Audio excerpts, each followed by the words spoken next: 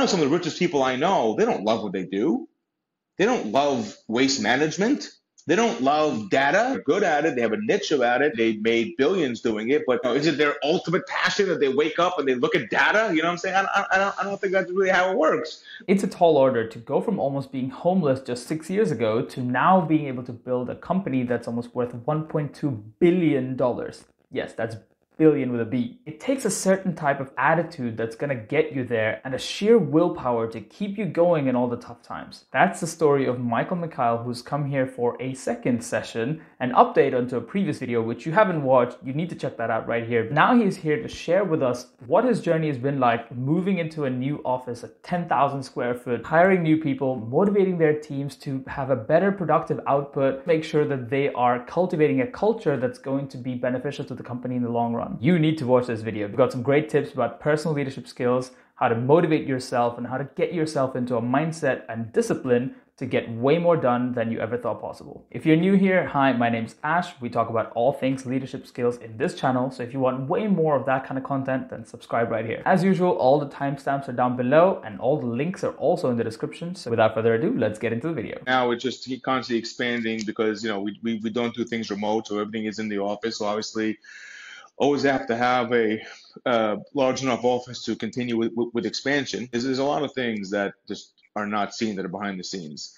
A lot more than just bringing on loan officers and bringing in leads. There's so much more to it. Technology, software, compliance. I'm very big on a lot of the technology that we use. That I literally kind of broke it down and problem solved it myself and saw that things weren't set up perfectly. I'm big in things being as efficient as possible. It's just a thing that I have. Even with all computers, all software, I have a thing in my head where it's always got to be updated. I don't care what it is. I come in the morning, oh, there's an update. Oh, I got to update it. My phone, I updated 4 computers today. I just got to be updated. I got to update everything because in my mind, the cleaner things are running, the more efficient they're running, the faster people can make money, the easier we can focus on doing the things that matter and not doing the BS stuff. So I need things to always be running as optimal as possible. I'm the same. Anytime I see the whole update comes up, I'm like, oh, damn it, I need to press it now, get it done. Oof. Listen, before I started my company, I worked in a mortgage company. I think we talked about this last time, and it was a 400-person mortgage company. And maybe half the people were in the office, so about 150 to 200. And I'd see people in their lunch break I'm walking around working, 15 hours a day. I'd be there. It wasn't my company. I was there before people opened up, and I was there after the company closed. And I'd see 4, 5, 6 people sitting there just in the middle, just yapping away. And it's not my company. And I said to myself, this is early 2018, 2017, I would lose my mind. If that was me and my company, I would literally lose my mind. And we're not that kind of a company. You're here to work. Tell me, so you mentioned that everybody is working in the office. So talk to me about that. What was the justification? Because I don't know, in the US, but here, everybody is wanting to just work from home or do hybrid at the very, very least. But I think the companies that wanted to go 100% in the office struggled in the beginning. What was your experience there? We didn't struggle with the people that we have because they understand the model. And, if you tell people to do a certain thing or want things a certain way and you're not getting the results, I can kind of understand the pushback. But we have the results significantly more with closings, with training. We're very big into training, camaraderie, sitting down, working with each other, company environment. You don't have that remote.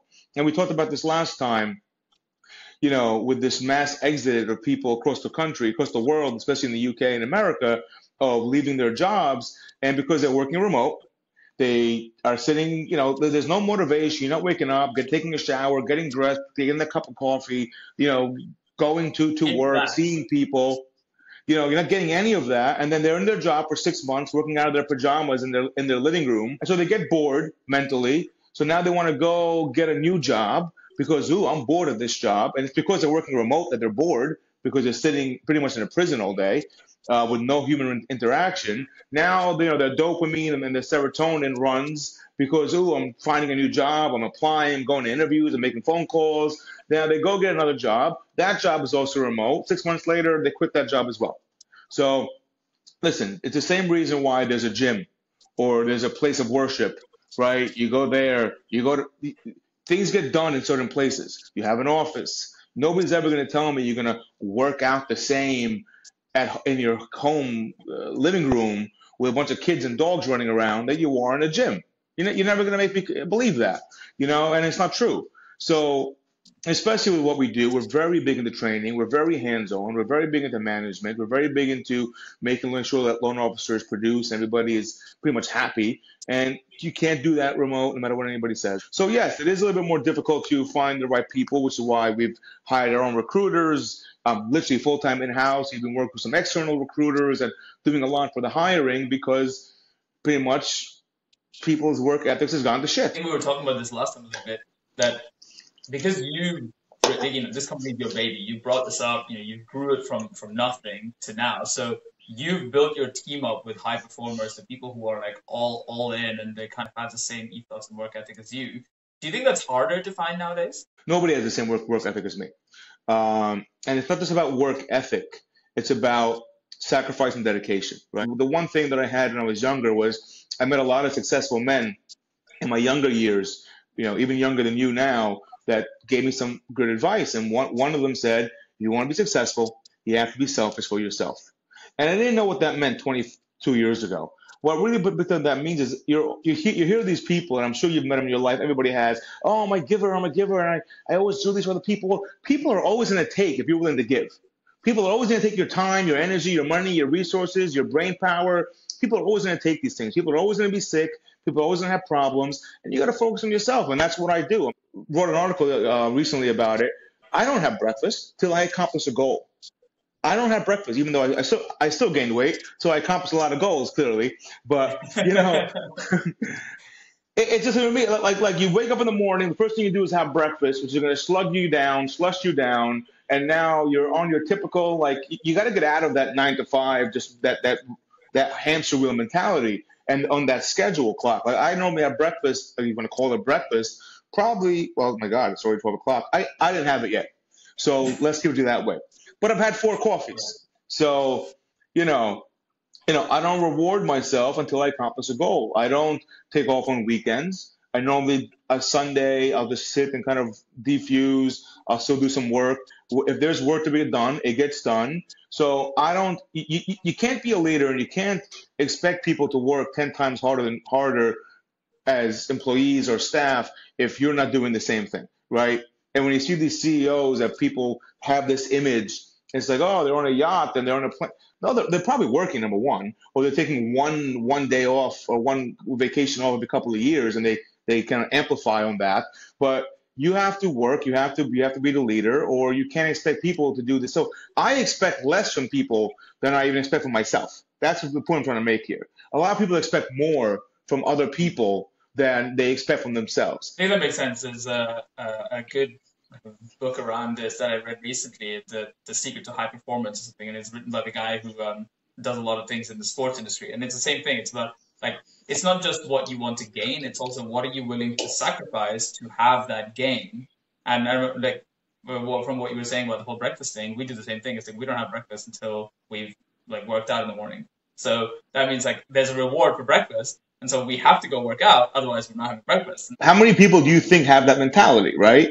If you tell it to most people, they'll think me and you are out of our minds. These are the people that are going to be in the same spot next year. They don't understand how much they have to do to build the inertia. And that's a big thing that I learned. When you're in a bad situation, the way I was 6 years ago, and there's some people that are listening to this video that understand that I was homeless, stealing bags of almonds, living in a floor in India with 7 people in a 1-bedroom. People don't know that, right? And it's funny when I tell people that today, they look at me with these saucer eyes, and I'm like, yeah, that's they still don't believe the story until obviously they, and then I tell them the story. But in order to get from A to B, or really A to Z, it took a massive amount of inertia, it took a massive amount of energy and focus. And you're not gonna, most people, okay, they're not in that dire strait of a situation that I was in, but leave a look at most people. I mean, what are the numbers? 65% of Americans don't have $1,000 in their bank account for medical expenses or medical emergencies. I mean, that's not even paycheck to paycheck. That's bottom of the barrel. So yeah, and that's not saying it's a bad thing. It's a great thing to be in a bad situation, because now you can get yourself out of a bad situation. You have more drive to get out of it. But people don't understand how guttural and how driven and how extreme, the word's extreme, you have to get to on drive, focus, and sacrifice to get out of these situations. And they want to, I don't know, they dilly-dally. I don't know. I don't even know what the hell they do. But the point is, not enough people are clearly getting out of the situation, so they're staying in their same routine. It's your habits, your routine, your mindset. We all know that. Habits, routine, and mindset. Definitely. I think I was speaking to something guy the other day, and he was talking about, oh, I motivate myself because I see my new future and I want to get there. And I was saying, like, yeah, that's good. But, that's good to get you started because, this dream mode, you feel like, oh, yeah, I can do everything. But when you start doing the things, shit gets hard and shit becomes almost impossible. So, like, at that point, it's not the, oh, yeah, I'm going to have a nice 100K car that's going to get you there. It's like, shit, I do not ever want to go back to where I was. Or, like, I don't want to be in this situation where I'm going to give up and I'm going to tell people that I've given up or, I failed at this thing. Like, that, like, at least to me anyway, like, the not wanting to look bad, not wanting to go back, all that kind of negative shit drives me a lot more than the possibility of this amazing thing in the day-to-day moment. When I'm sitting there, like, all happy, then daydreaming, then yes, all the big positive shit is great. That's going to get me somewhere. But on a day-to-day, I'm like, crap, we got to keep going. Like, we can't give up. Look, so, when I was younger, only 10 years ago, not that much younger, but I competed, right? I competed in bodybuilding for half my life. And then I ended up, getting to the other side of life, and I ended up gaining almost 80 pounds, but what I'm going to be working on. But, when I was training, I was eating nothing but chicken and broccoli all day, 6 liters of water, the vitamins. My day was all day. And I was doing this with no money while I was living on the floor, and I was still down to 4% body fat at that time. But I had a larger vision and dream and a drive to get me to do that, right? When you're doing something to that much of an extreme, so trying to go from homeless to being worth $120 million or from, and it's not the dollar amount, it's what comes with the territory of accomplishing such goals, or from, being overweight to trying to compete. You can't just, I want to lose weight. That's not enough. That's not a big enough driver. I want money. You have to have this something guiding you. You have to have something that's so much greater than you to keep you on that track, because you're going to have ups and downs. You're going to get kicked in the balls 100 times. And then most people are going to quit if you're just, I want for the flashy stuff, or I want the material stuff. That's not drive enough and motivation enough. I mean, it means nothing to accomplish the goal where you're going to sacrifice 5, 6, 7, 10 years of your life. Nobody's going to sacrifice 10 years of their life to buy a Rolls Royce. Nobody's going to do it. You know what I'm saying? Like, that's not how it works. Like, you sacrifice 5 years, 10 years of your life, if not whatever the case is, you accomplish these goals, then a byproduct is you go buy a Rolls Royce. You know what I'm saying? But it's not, the goal is not the Rolls Royce, right? The goal is not material things. I sat there a month ago in my house at 2 o'clock in the morning, and I'm like, what material things do I need? Because there's really not much that I don't have. And I'm like, I really don't need any of it. Like, I have it, it's nice, I like a lot of things that I have, but the word need and want, right? I don't need it.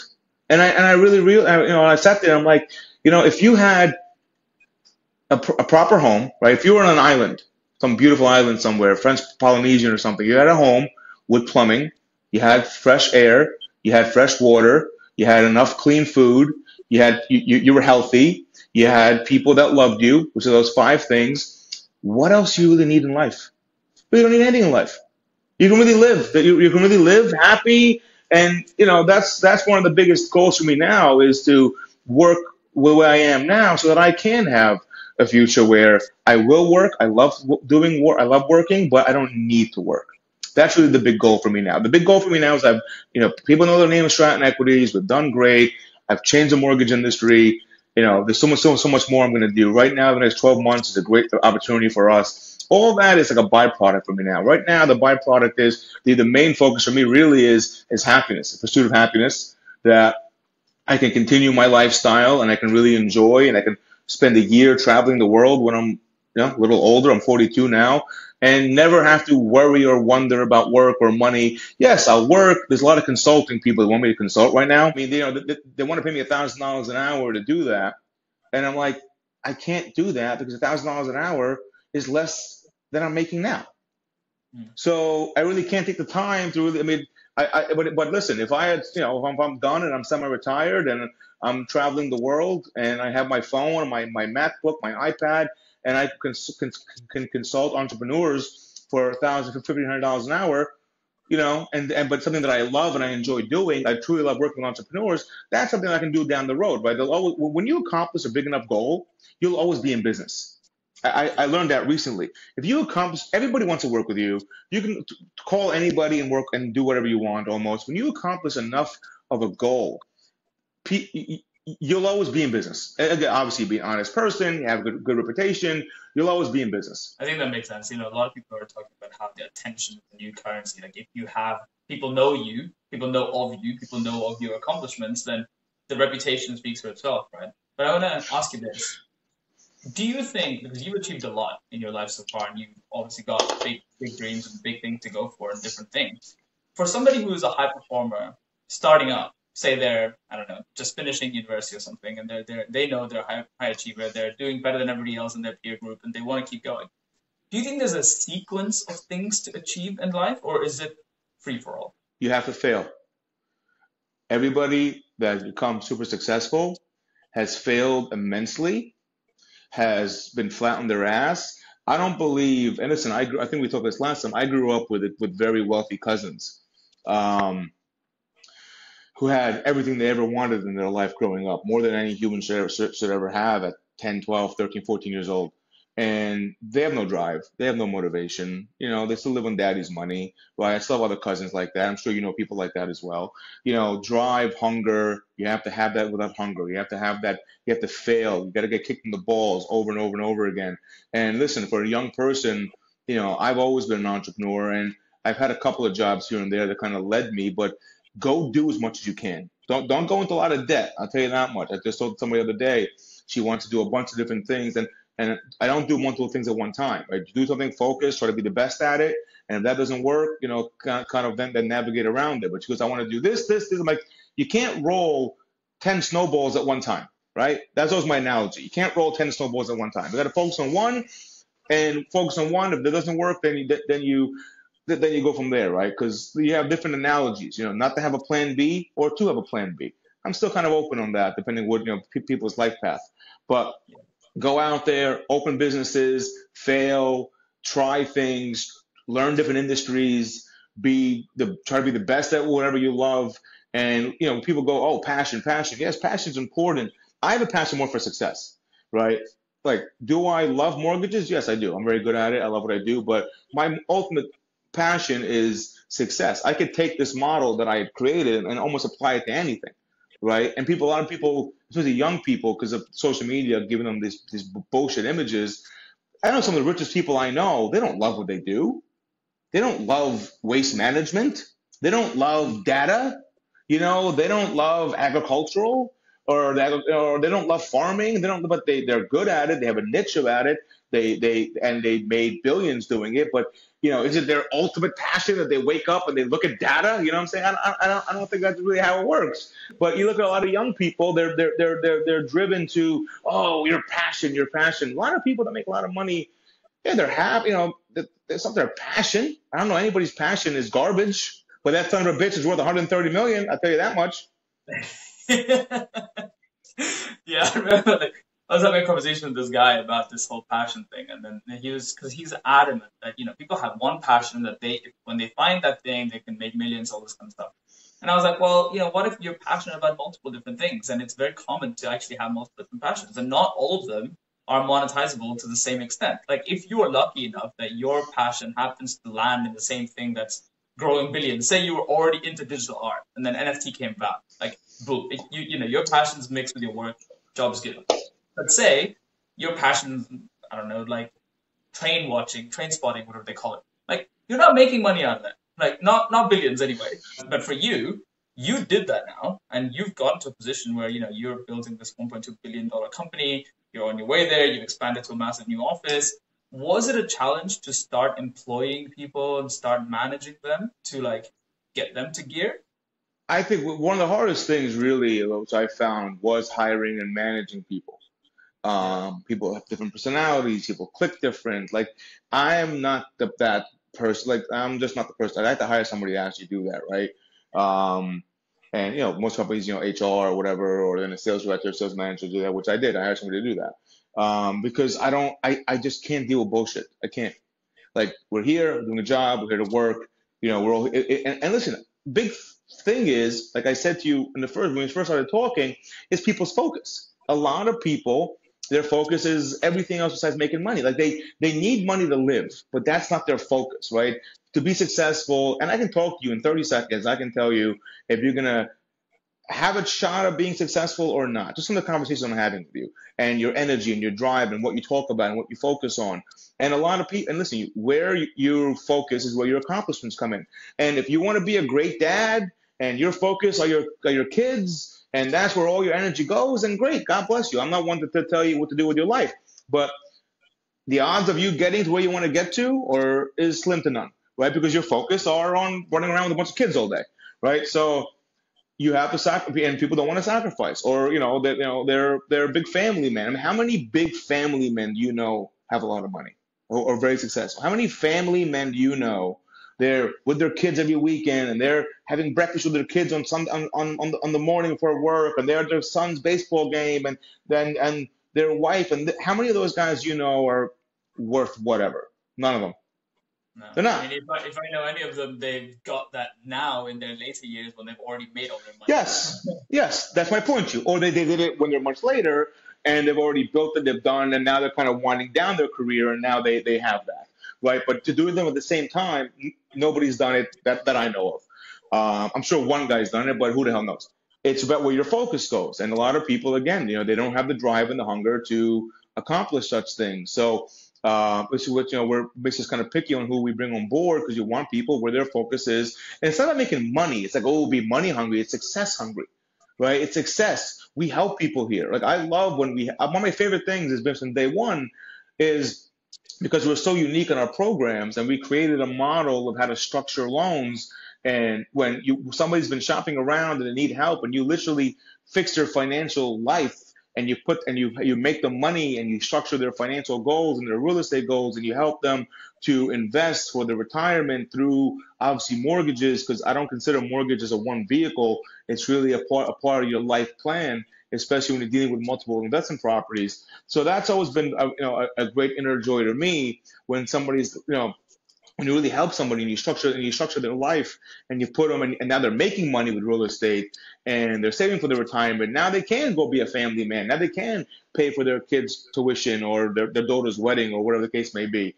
So that's always been a goal for me, something that I've always enjoyed heavily. When somebody goes, I've been shopping for 6 months and I've called everybody, and then we have the program. We know how to structure their financing, because a lot of people in this business are just order takers. They don't listen to what the borrower wants to do. They don't have that vision. They don't know how to structure things. They just go, the borrower says, I want this, and okay, they try to put them in that. But that's like you going to a doctor and you telling the doctor what's wrong with you, or you telling the doctor what medication you should be on. But that's why the doctor has to be well educated enough and experienced enough to know how to help you. And that's a big thing of why we're also not remote. I can't teach that remotely. I cannot. I've tried it twice. I don't know. Have I failed at it? Has the other person failed at it? But it didn't go. The person didn't do well here. We're trying to do it remote, and it didn't work. I can't do that remotely. I need to be there and sit there and teach somebody how my mind clicks and how I structure loans, because we're not a rate shop. Oh, here's your rate. Goodbye. This is a complete, like, holistic 360 structure and view of somebody's finances and life and how we build our mortgage programs. It's not just, okay, here you go, goodbye. And I can't train that remotely. I think people learn differently as well. I think one of the important things you mentioned earlier was that you do a lot of hands-on training to get people on board. So first, you're picky to hire the right people so they fit your ethos, they fit your values and stuff like that. Two, you give them really hardcore in-person training where they can really understand the ins and outs of what's happening, so they're best geared up for success.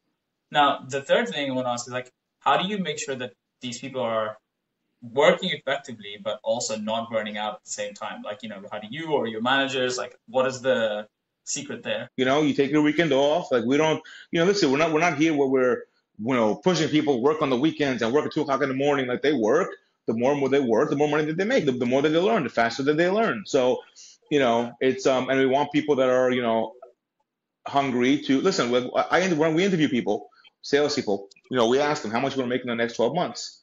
If somebody says 80 grand, 100 grand, we're done with the interview. Because the person that wants to make 80 grand, you can go to freaking whatever and go make 80 grand. You know what I'm saying? You're not going to work. If someone wants to make 100 grand, you see what their mentality is and what their aspirations are to make 100 grand. That's not the kind of person we want to work with. We want to. I mean, listen, you can't say 100 billion, some crazy number, but somebody where $250,000, 300,000, somewhere within that realm. Since day one, I've been in business almost 6 years. Since day one, whoever's not a team player and is not a part of our culture, without even me getting involved, gets pushed out. Because they feel inadequate, right? They feel that they're in the right place. They feel that they're not. People don't take them in as a team player, right? So I don't have to do anything. When everybody else is in a certain level, you want to either rise up to meet that level, or you just feel inadequate and you're just going to leave that environment because you just don't. Exactly. That's exactly what happens, to be honest. What are your ambitions for this year coming up for you and the company? The hiring is still our big focus, right? Because I think we're in a great niche right now, and where things are for us as a private money and non-QM lender, are the companies that are regular QM mortgage companies that are doing regular loans are not doing great right now. So I see this as a great opportunity for us to hire quality people, and continue with the moving forward in just overall growth and hitting the 1.2 billion, which is my ultimate goal. Again, it's just the way I am. I don't settle for things to be, this is mediocre, this is okay. So there's a lot of systems and technologies I have to get into, which I'm getting into last week and as we speak, to better and enhance that. I'm very big and I want to enhance our overall technology. I want to enhance our user experience. The way I see it, it's the same as a race car. And what I mean is, it's not just let's keep shoving more horsepower into a car.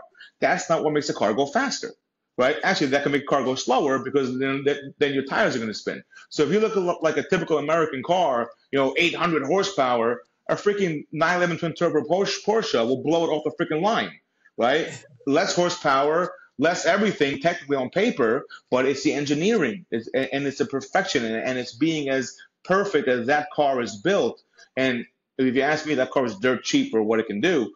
It's not just a matter of just adding more horsepower. So that's really the way I see my company and everything that I get involved in. It's not just a matter of just shoving more into the engine. It's really every single fine tune. How can we tweak every single thing around it to make everything as seamless and I'll use word as perfect as possible, which then helps push the bottom line. All right, I hope you enjoyed watching that video because I know there was a lot of tidbits in there that's super useful for you to implement straight away. If you've got any questions or comments, put it in the comments below or reach out to me directly on my social media. If you haven't already, subscribe to this channel because this is the place to get your leadership skills that's actionable and implementable into your lives right now. And by the way, you got to check out this video right here because YouTube thinks you're going to love it. And I will catch you in the next one.